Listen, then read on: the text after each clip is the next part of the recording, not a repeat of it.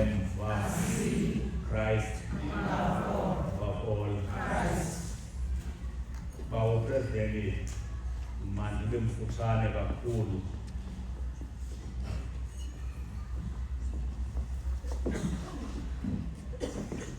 Ingalinde kuba likholeka uba awukabi phambili kwibhizinesi yakho ungathi ixesha elide. Ke ndakhalaza ke yazi loo ndikhalaza kubani sisikhalazo lahle nokukabubi sithi abanye abantu bonwabile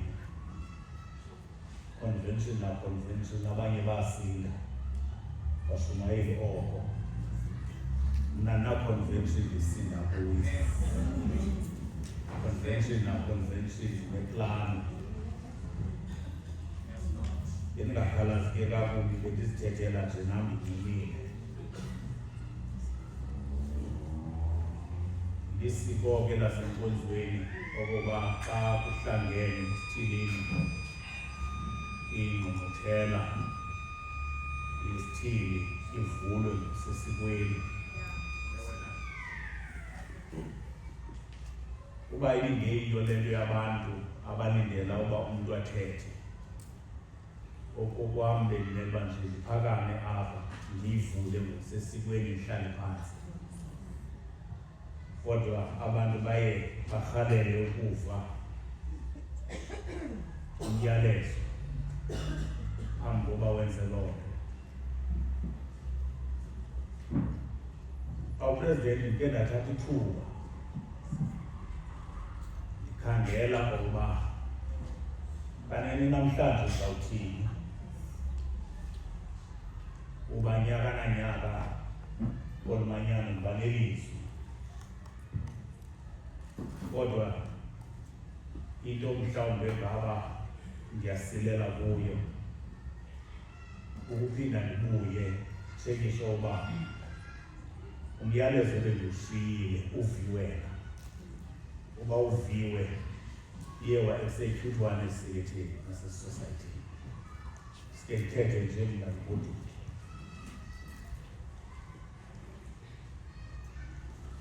Namhlanje ngalele ukuthetha ngento yasimple ngolona hlobo ngemilenze emine yaqabula umlenze wamnye iwezigildi emibala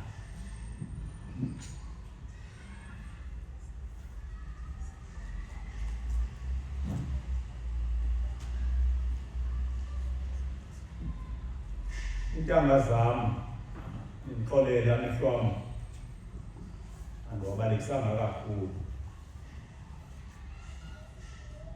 intanga zam endike ndatshosha nazo ixesha elide kolu manyano nanenshinabe mnye ndingemthengisepha ngasemva mababe babini ukhona omnye ndiqondo kozandijamela kuthi ngoba ebekade ndihleli phaphandle nanto engena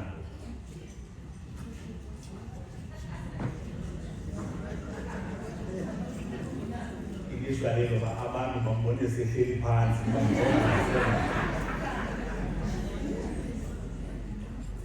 usisi noMampondo mali ukhona phaya ngasemva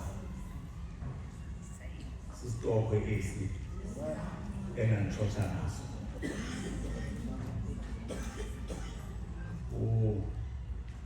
endenza betha ndibabe mbala baninzi bona unqabe nawo khona apho phakathi kwakhe hayi kodwa ke nawo uma umzenqayo nayivala nolulu sisitokwe esi ndihambe naso eselide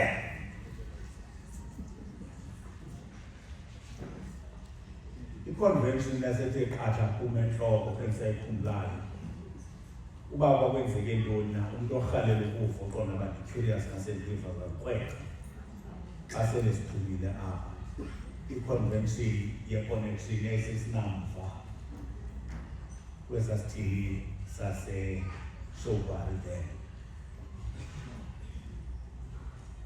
Ndinguvice owayencinci kakhulu ngelo xesha. Ndathi kukho into endandiyiqaphela phaya oba ngathi ayizimangalithi. Ndema njengovice. Ndathi hayi bantakwethu angeke. Zange ndiyigqibe. Kodwa vice bawuthule. Buyele ecaweni. Awusiyeke. Awugqitha ke into erhalelayo uba kwakusenzeka ntoni. Kukhosi abane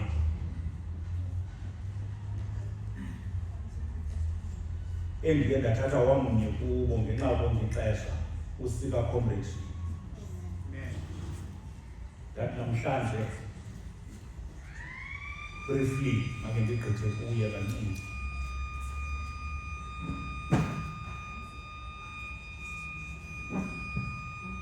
Undawoni nomelana. Melana mhlendana.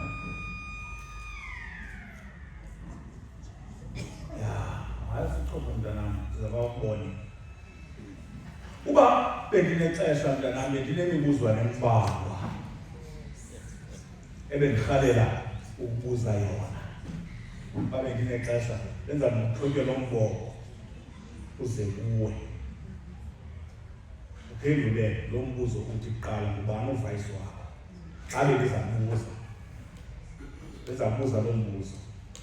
Okwesibili ndicela ndibalele iiconveners ezine zaseCape Town East eziconvena abasibane. Iconvener yokuqala anisipini bani. Alapha ndaba.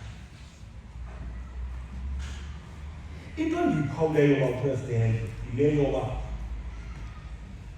namhlanje kuthande ukunqongophala kubhitye ukubakho kweeconveners eziseketheni. Uba zikhona isekethe ezineeconveners zosi zimbalwa uba zikhona. Eyona foundation yolu manyano ekufuneka ziphinda zisigxile ekufundiseni osi abantu ukuze siqinisekise into yoba igilda nganye ekhulayo, not physically kodwa spiritually, ikhula kwi-foundation yosi abantu. Uba ngaba singafunda kakuhle abasi sizinika ithuba. Ndithe xa bendincokola nabanye abantu ndathi abasi abasiconfine, abasigcini ecaweni, abasigcini kwezi ndonga, kodwa abasi bayasikhupha siphume ngaphandle siyozonwabisa sikuKrestu. President ke yena mbona kulo nyaka ophelileyo esithi masibhekele eStrandfontein kwi-fellowship weekend. Yaqonda kakuhle uba upresident ne-executive yakhe bayibambile.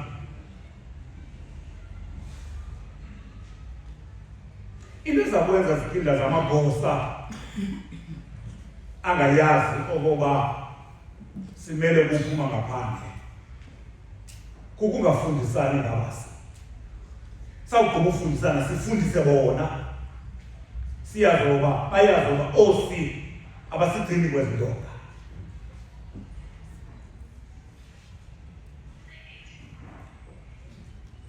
Bathi abanye abantu bethetha nam xa ndincokola nabo ndisithi simele uba ke igilda zikhe sizonwabise sihambe siyoqhina ngemini yangecawe sibuye emveni kwemini ngecawe abantu bezalungiselela uphangela ngomvulo. Sihlangene ngoLwesihlanu late siyokohluka nemva kwemini ngecawe. Bathi luyuyuyu tata suba sayiphatha le suyiphatha le. Amagosa akafuna umbona umntu ongayiyo kulevel. Yaqonda kakuhle into yoba kukhona apho sisilela khona, ngoba amagosa amele kuyazi oba akhona xesha oba singabikho nangaliphi ixesha.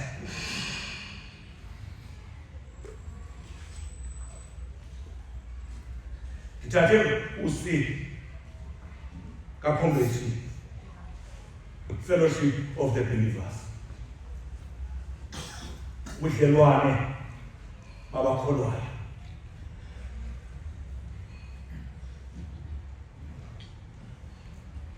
Comradeship refers to the shared experience, relationship, and connection that Christians have with God and with other believers. Usika comradeship. Malwabasha. Uqinisekisa ukuba thina njengabantu abakholwayo sabelane ngamava okwazana noThixo. Ne-connection ephakathi kwempinda nganye noThixo kwanobudlelwane phakathi kwakho namanye amakholwa.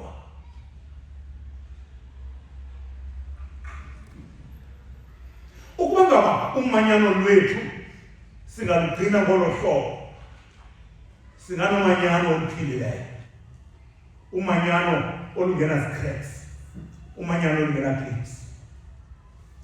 Uba singaqinisekisa kuqala kuba sokha ubudlelwane obuqinileyo umuntu ngamnye noThixo, wandule ukwakha ubudlelwane nabanye abantu. Kuyabalize xa upresident nekinda zakho ukwakha ubudlelwane nabanye abantu ungenabo ubudlelwane noThixo.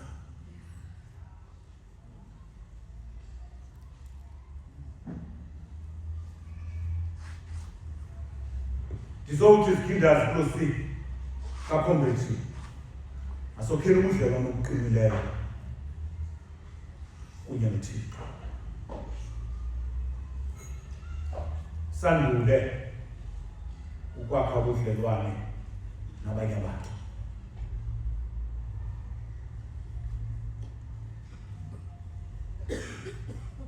Uba kunjalo Sikildas, kuvumeleke ngithi okokuqala we should share beliefs and values.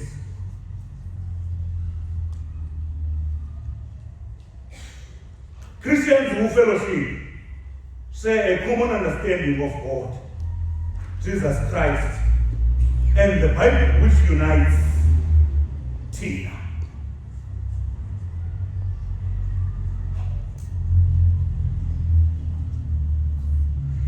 Losi ukhuthaza oba simazi uThixo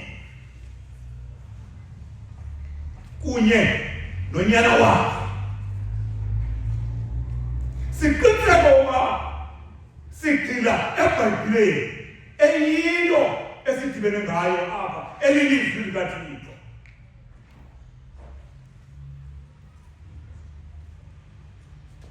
Abantu xa bedibana enkonzweni eyona nto bangxamelana kuyo xa bedibana ngecawa okanye bedibana emanyanweni kukubaliselana kwezi ntsuku bebengabonani ngazo izinto bebezenza. Xa ufika ubeka indlebe kwaba ababini bathathu badibeneyo utshomi bekungemnandi kwezi ntsuku zidlulileyo singabonananga.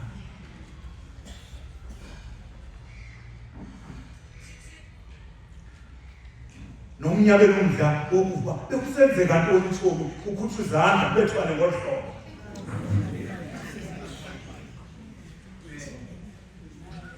Ubeka indlebe uthi ubeka indlebe aba bantu babaliselana ngezinto ebebezenza besenkonzweni. Bawugqiba baqalumka. Awuva kwaba bantu le ntloko yabo beyiqukumbela ngokwazana noThixo.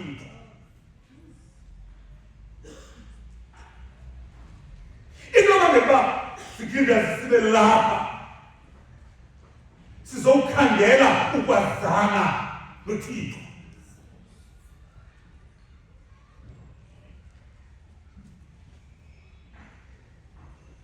Asidibenanga apha sikinda ukuzokuzondana. ukuzoqaphelana, ukuzosongelana, ukwenzelana amayelele, ukuhlebana nokuthukana. Kodwa sihlangene apha oba sizokuncedisana ekwazaneni kunye noThixo. Izinto zikaSathana azityalayo phakathi kwethu simele ukuzibhebhetha ukuze sisebenzele ukwazana noThixo, ukuze xa sazane naye sibe nobudlelwane omnye nomnye. Okwesibili losiphi ukhuthaza in-mutual support and encouragement. Fellowship involves caring for one another, offering support during difficult times, and rejoice in each other's victory and success.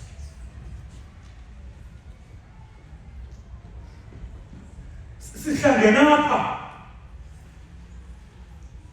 sikindaza kolumanyana okuba sizohoyana, umnye ahoye omnye.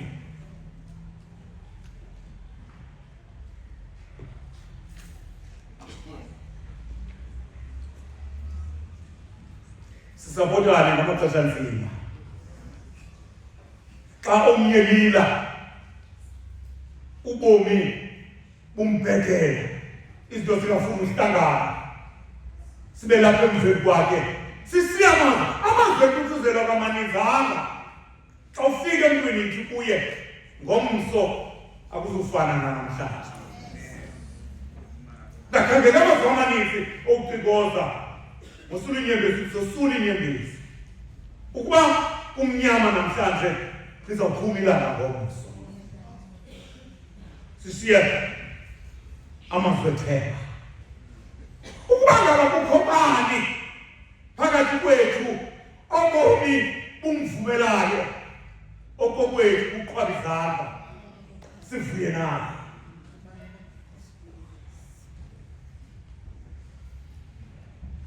Singawasebenzisa amazwi athi angosetyenziswa ngabantu abangakholwayo. Ngamazwi abantu abangakholwayo le xa umntu ephumelele ngentsikelelo kaThixo ukuthi ngale mjongeni sike wazenza bhetele ngoku izinto zingahambela kakuhle.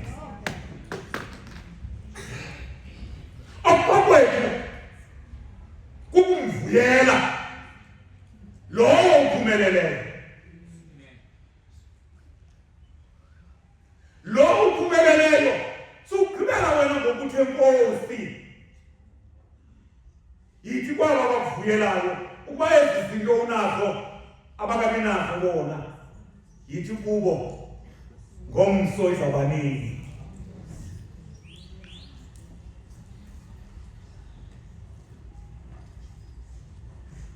Kindazi lo sika foundation uthi masikhathalelane. Phambi koba nilale zawubuza babe babini okanye babe bathathu endiye nje ndamjonga ndamthanda, ndithi ngawuphakama uphendule. Phendule umbuzo oba ugqibele nini ukupha umntu into angenayo, ayidingayo, ayisweleyo.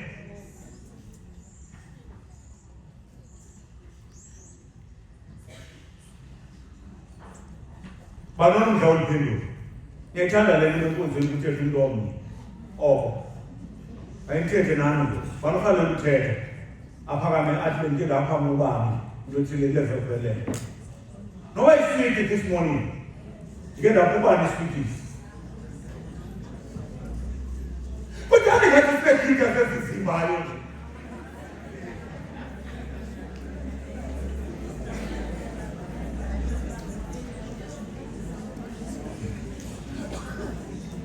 Ngigqibele ukupha umuntu mna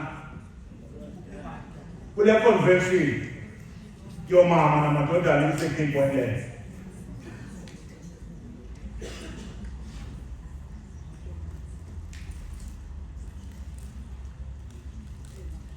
phaya ekwayareni ngecawe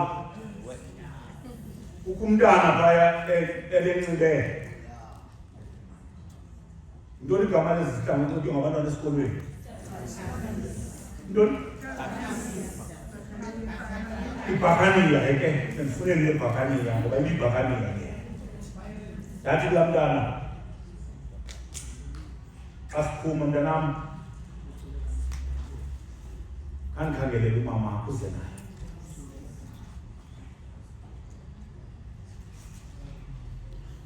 into etsale into yoba namntana ndimphesa sipho yindlela ebehlalela ngayo emncinci ngakala yayimphesa yilaa voice ndandawujonga ndafika enxibele ibhakanile weza nomamakhe ndilungiselela into yoba umamakhe lomntana xa ifika nemali engako endlini angabe emfake ekoneni ebuza uba uyiphiwe mbani.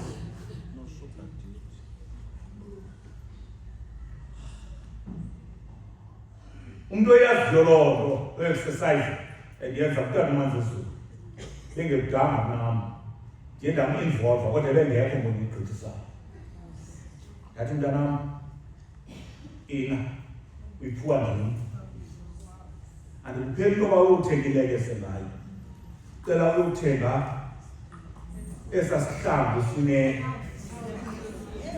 sinesithenge eside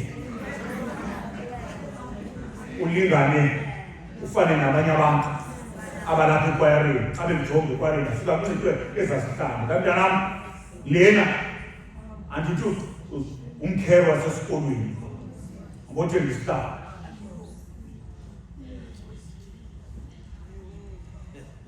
apha lo mntana wafundiswa ngumama koba angaza kube lula uthatha nje into emntwini wahlaba urivesi akakhala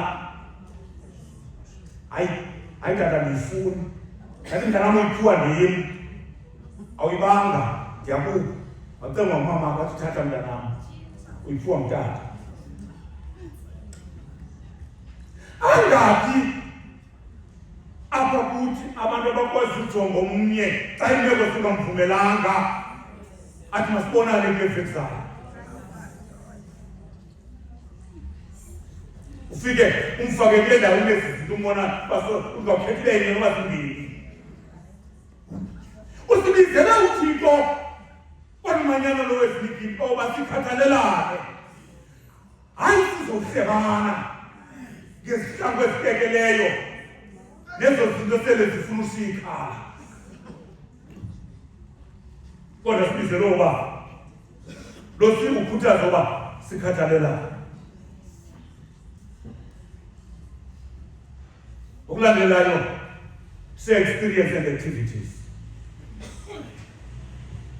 Fellowship can manifest in various ways, such as attending worship services, sharing meals, and study groups.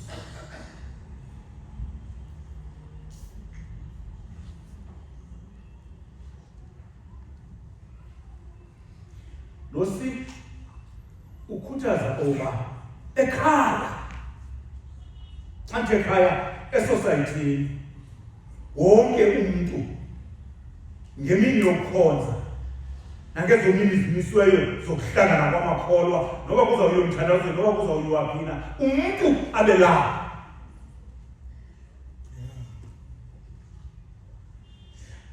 Zikinda zasekhaya mna okokwam andizange zakuhlasela kodwa ndizosukumisa isazela zingaphikinda zezilapha ezigqibele kudala enkonzweni ikinda ezidingwayo esosayithini kodwa nokuziwe districtini ziyamomoza zilapha.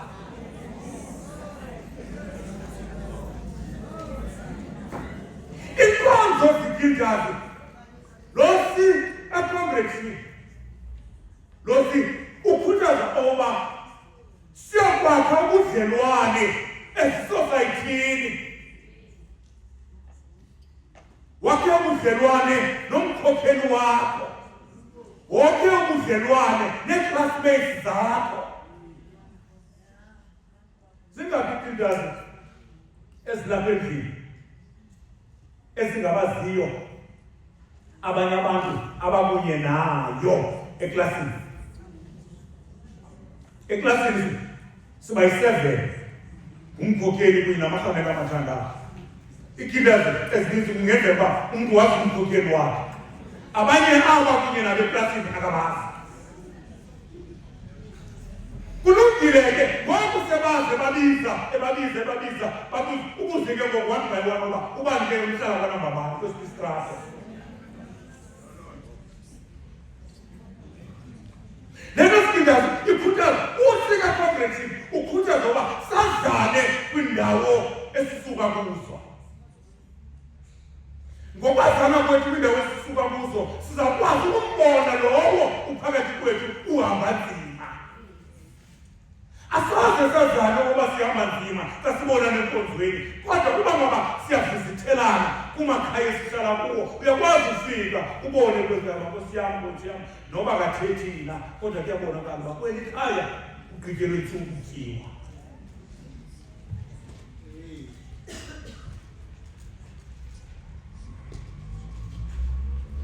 Sharing meals.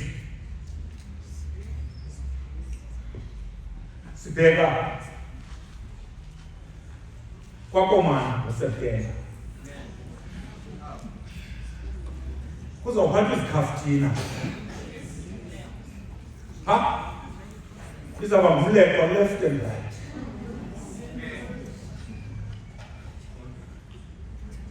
Kodwa indingakho zayiqaphela kule moto kuhanjwa ngayo xa kumiswa kuphela ixesha lokutya. Lona lo uzibambela izikhafuthina zakhe apha ebucala.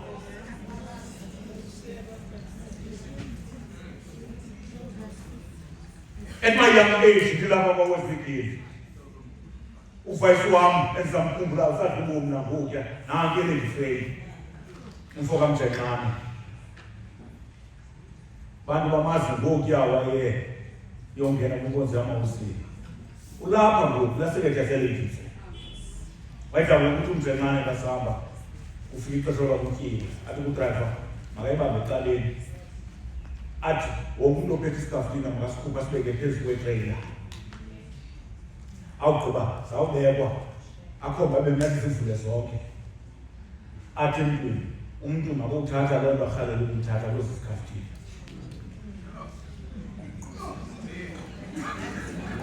Ngokona ngoku ke into sonomthina esasine-appetite entle ngelo xesha songabe isikhafuthina esihle.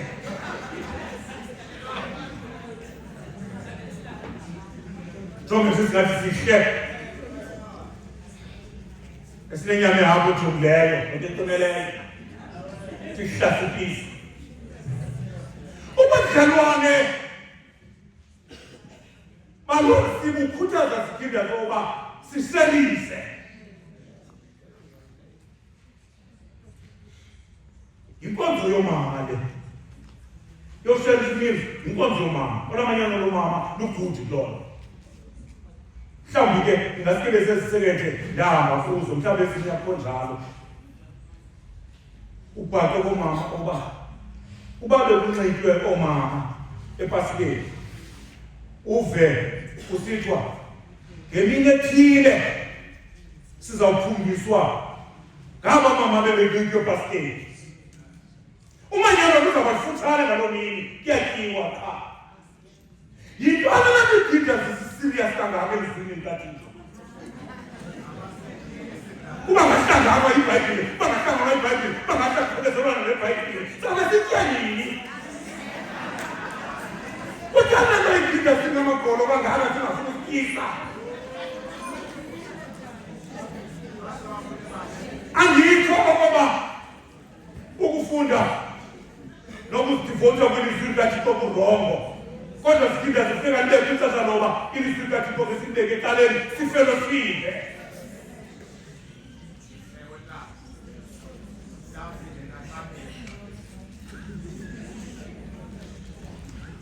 Andithi le nto mayiqalwe ngoku. Ndiyacela abantu mama mayiqali ngoku. Kodwa ngoku make bandimamele. Ndiyababona abantu baqalisa ngoba nikezelana ngeedrinki kunye needrinki. Nothi ngoku kaloku, nothi ngoku.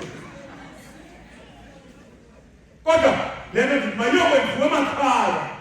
Sabuyenza abaphambi kwam kuba ndifuna ndibona ingathi ngayenza, akaniyenze umva.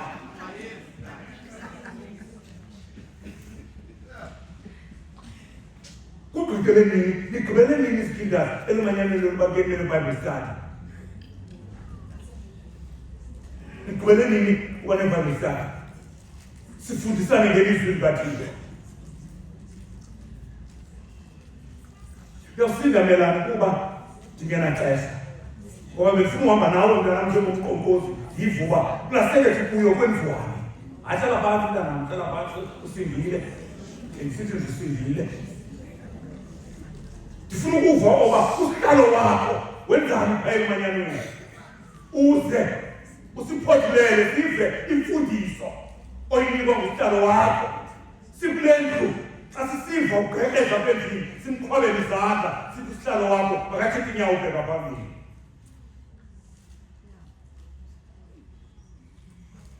Okulandelayo, a deep connection with God. A deep connection with God. Fellowship with other believers help Christians grow in their understanding and appreciation of God's love. Simele zidinga njengamakholwa elumanyaneni sikhulisane ekumazini nasekumthandeni uThixo kunye nonyana wakhe ndawonye nomoyeni wakhe.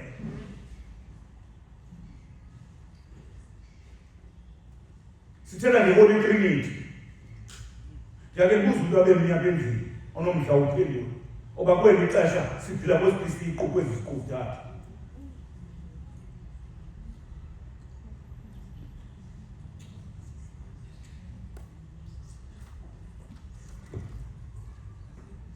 Simele ukuba uthando lukaThixo silubulele.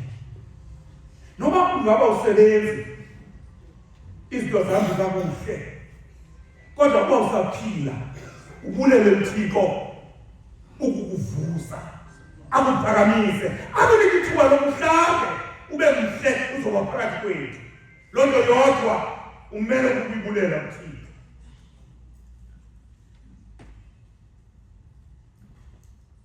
Matthew chapter 18 verse 20 uthi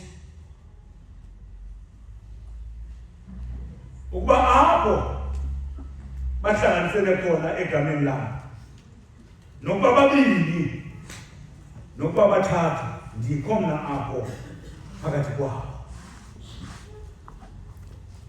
Thixo uba siqinisekile uba sinobudlelwane obuhle naye noma imeko zethu zithini, asihlangene ngohlobo ukho ungwenani. Ngamanye amazwi uthi uThixo ungake ulenze uyenze imistake yokwenza into engathoko khona phakathi kwethu ngoba ukho ungwenani yakhona. Kungenzeka ngoku uhlelo omnye kwiseta kwakho ulapha eta kwakho uThixo uyamuva. Therefore we need to behave kasenkozweni. Wona nahlobo lomangaliso. Asimelanga siphinde enkonzweni kube kwamaxesha oba sithulisane. Nyanga. Xa sisekukhoneni kukaThixo, simele uba sizole sizazoba uThixo ukho phakathi kwethu.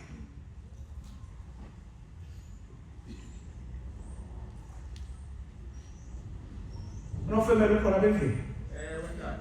Undaba. Usindile bese akwenza umzekelo ngayo. Hleli phaa ngasemva, ndambhala uba yeyi abangcoli unofemele. Abangcoli. Ndacela umuntu ndacela unofemele. Ndamkhwela. Wesengxamile ecinga kukho into endizayithetha. Uthe ngekafiki kum ndagqiba kweso situlo. Ndaphakama ndawo ndaphakama. Emveni koko bangakudala bahlatyelwe ingoma. Ndacula ingoma kuhlelwe phantsi. Wenyuka lo muntu ebezazawubulela kuhlelwe phantsi. because nofemela uba ubukhona phaya ngisekugcwele ngaphambili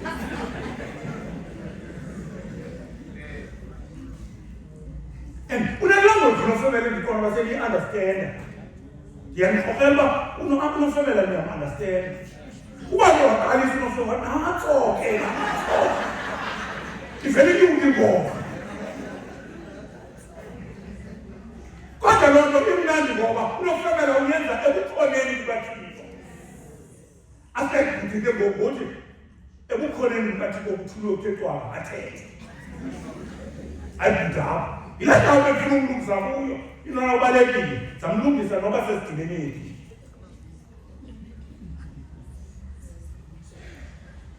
sikindazi zokuthi kunobunye bubalulekile i-oneness sibambasana sibe ngathi siyigroup sibambane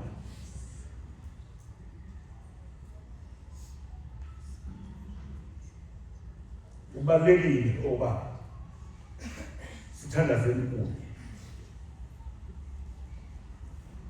kulo si akhombisi sibe banye qobela ngelithi wa president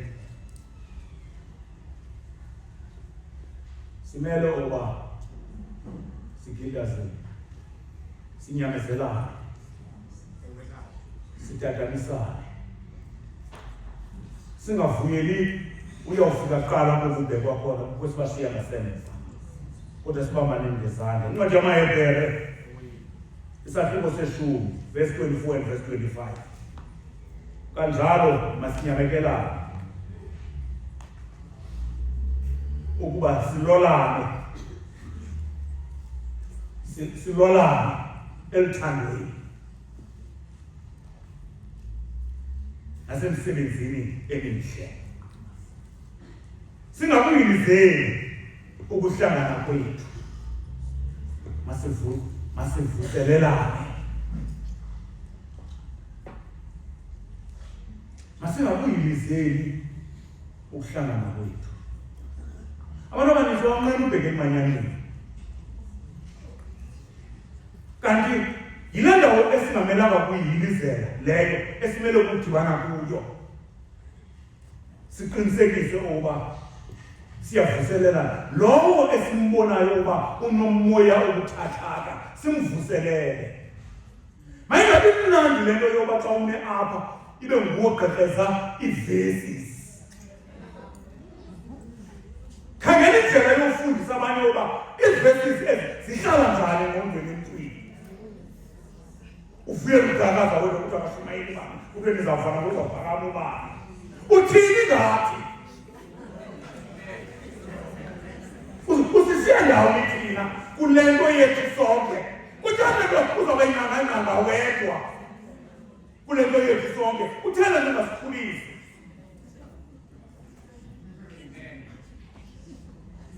simele sifundisane omnye nomnye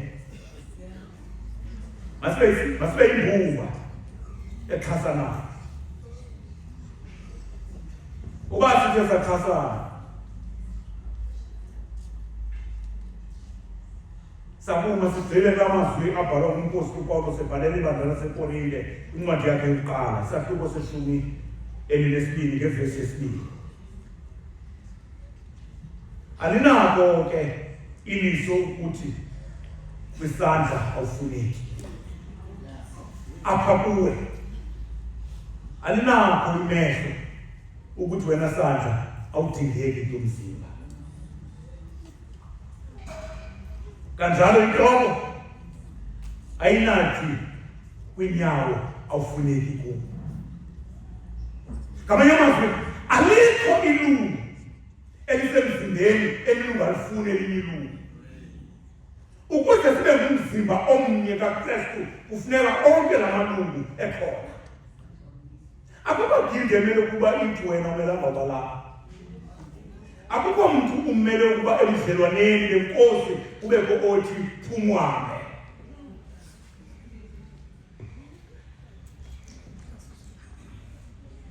mnye umntu onokwenza loo nto lowo unikweyo ilungelo uThixo ukuba akhokele umhlaba abantu bokungenisa nokukhupha naba awuva ukuthi umuntu usikiwe wathi wagoduka ayedwa umuntu wonke lo yedwa ngaba abantu kunye kodwa thina emzimbeni kaKristu simele kufunana ukuze sikwazi ukumphila ngendlela efanelekileyo loSipho sikindazi ndizokuthi kuni masifunane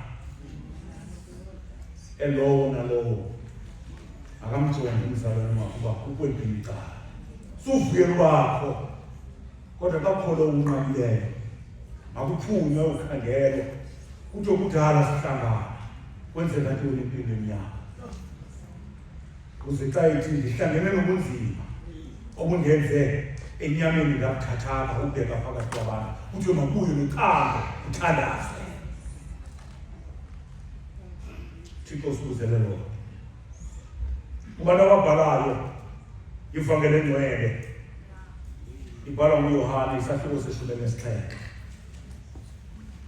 thathe nje amazwi ovula le convention uverse 22 uzuko owandinika lona uzuko wena Thixo owandinika lona ndilinika bona ukuze bona babe bani njengoba thina mna nawe sibani uzuko wandinika lona ubungangamdla undilisele undilo inhlonipheko ubungangamdla mna ndibunika bona ukuze xa uthe bafika phakathi kwabo babubaba bona babe bani kuba mna nawe bawo sibani ayebo wami amazwi kaYesu sikinda zasekhaya usemthandazweni uYesu udibanise abafundi bakhe akabafundisi ukuthandaza kodwa yena ngokwakhe uyabathandazela sala ixesha awupresente kufutshane ngoba inyathelo amajoboza igoduke abayeleza uThixo bathi ngeke uzuko owandinika lona ekuzalweni xa ndizawuhamba ndingahambi nabo ukuze olo suko ndimsiye kubo ukuze bona akulamkela uzuko lwam ukuze bona babe banye njengoko mna nawe sibanye xa ndikhawuleza abapresidenti onomlezo kaYesu bomthandazo ukuthi baselwane ngexesha lomdla wenu niqinselwa nibanye niqinselwa nibambene niqinselwa niyakhazana kodwa bikho osiyeka ngasemva mzomhle wakulela uThixo ukwenzeke lapho athetha ngayo uKostile xa bhala incwadi yokuqala ebhala kubantwana baseKorinte ngesahluko sokuqala mzomhlabulela uThixo ufika apha uKostile mzomhlabulela uThixo ibandla likaThixo lizabumbana usuku likaThixo elilahlile mzomhlabulela uThixo awayi ufika amakholwa uqabathi mna ndingokapawulos uqabathi mna ndingokapawulo uqabathi mna ndingokapawulos mzomhlabulela uThixo yamalandoda imisibaka emalibambane emalibeline libeliphuma adebaselwane kuba mnake ngoba owabetelele ngqamlezweni wafa wavuka mzomhlabulela uThixo ayinguyangana enibele kubani nibe bani kunye ngamanye amazwi ngokwale ntetho namhlanje uphelisa laa nto yoba esekethweni ibe khona kuthiwa obani ngaba ngabani, obani ngaba ngabani. Kuyabona loba kukho i-ring leader kule group, abantu babizana ngoba ngaba ngabani. Umpostile Paulus uphelisa lonke uthi ibandla limele abantu belinye, ibandla limele ukungana, limele labandla athetha ngalo uvangelo luka kaphala iphatha zakho zabapastile isahluko sesibili yasesatwaniswa mzakabula luthika bayebefikisa ukuhlala emfundisweni yabapastile mzakabula luthiko nasabuhlelele bebandla nasemkhekezeni isonka nasabuthanda lijolo ibandla likathixo lihlala emfundisweni. Ayikho imfundiso elivumelayo, kodwa imfundiso esimele uba sivumelane ngayo emayindleni ngaphakathi imfundiso yabapostile, ukuze silapha ngaphakathi siqhekezelane ngesonka, silapha ebandleni sibe libandla elithandazisanayo. Singathi xa sibona umnyisweni kuze thina sibe bande kuqinisekise ntoba sinamaxesha othandazisana. Sikika sasekhaya kufumele ndithi kuni iveki neveki simele uba sibe nayo i-prayer point.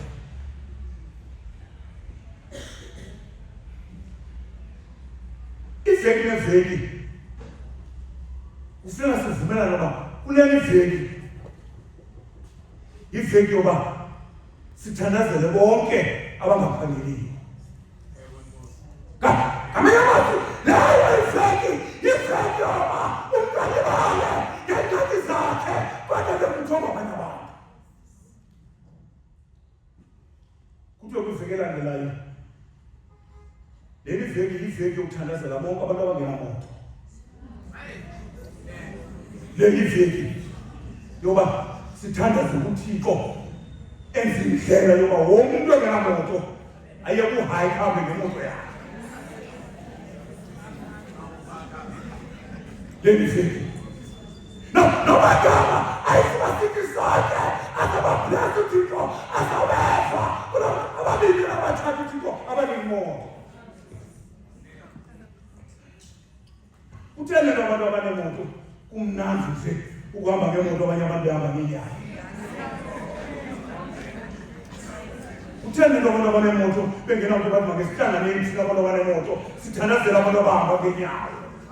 Ukuthandazwa yinhlangano yabantu abanemoto abangenazo amagesi, abangezi abangenazimoto kudibana abanemoto athethe bathi ubanga bathixo wasinika amandla oba sibe nemoto khawenza oba nabo abangenazo banyeka amadloba babe nemoto. Ayikho kwakho ukukhalaza xa ithe uThixo wakuphi imoto etyhalwayo. Ayikho kwakho ukuthi uthele unike etyhalwayo thina besithandazela uba uThixo makaphi imoto.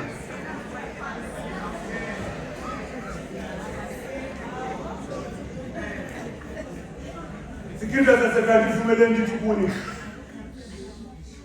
ukuze sibe libandla elibambeneyo masibe libandla elithandazisanayo. Kuthiwe kwemiveki iveki yokuthandazela amaphara.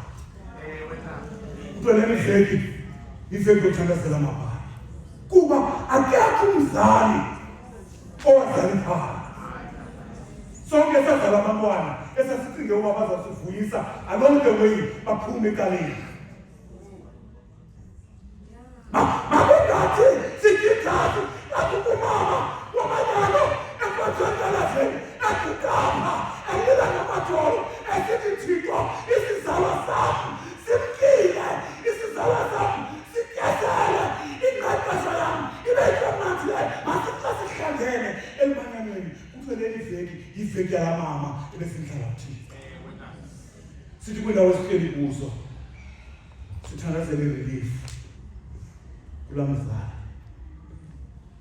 Ilana uMpostoli Paulus ebhalela ibandla laseGalati isahluko sesithandathu ngevesi yesibili. Uthi bazalwane thwalisana nobunzima. Ize kanjalo nuzalise umthetho kaKristu. Sonke kuniziphindayo phakathi kokuhla kwethu kubo. Xa kukho izinto uThixo asonwabisa ngazo, abo bahamba nzima asibathwalise ubunzima ukuze lo load bayithweleyo beve bukhapha. Thixo makasicingile, Thixo asilondoloze akukhanyise umsana Kristu. Asilungiselele lona kuphela ngoku njengoba naphakade. Amen. Oluthando lwakho Thixo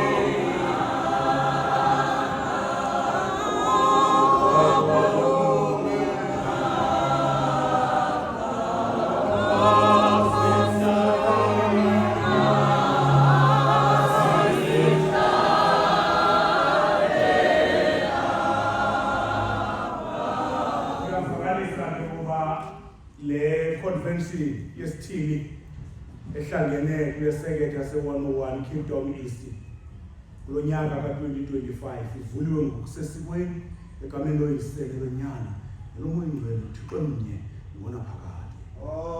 Amen, amen, amen, amen, amen.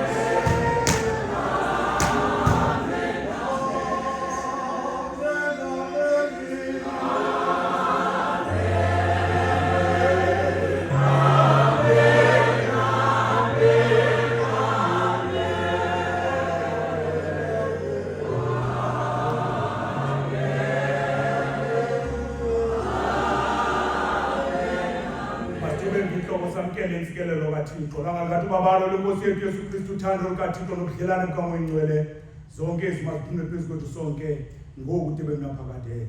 Amen. Amen. Amen. Amen. Amen. Amen.